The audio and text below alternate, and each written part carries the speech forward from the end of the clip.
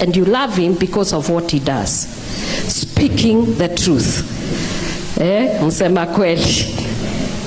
Hiyo ukweli ilimleta chini. Agumake muhagura ni undu wa ma.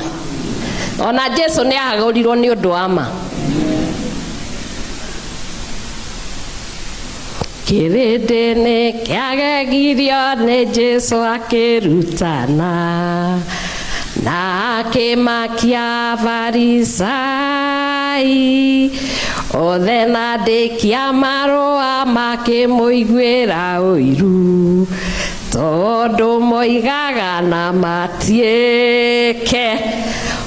When you know, you must action that knowledge. And that's what God is asking. That if you know something is wrong, please don't do that wrong thing. And as a church, we are going to stand and we are going to continue to say we know what our God wants. Our God wants service from leaders. Our God does not allow anyone to kill another. We have already been told in our commandments, katika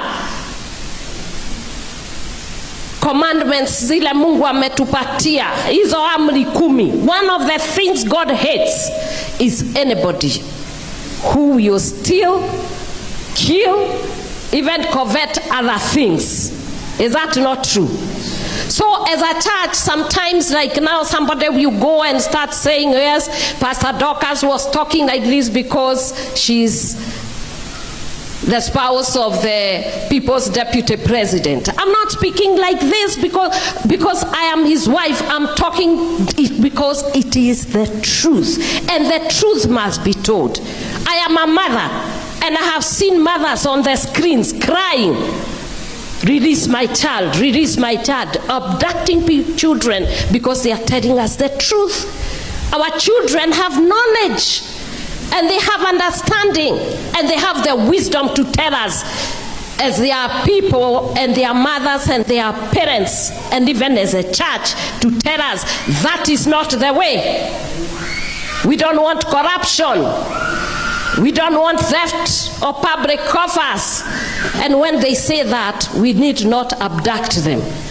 We just need to stop. Isn't it? And when we stop, they will stop telling us what we don't need to hear. Ukienda katika boma zetu, utakuta kuna mambo mengi tunatakikana kujua na kubadilisha.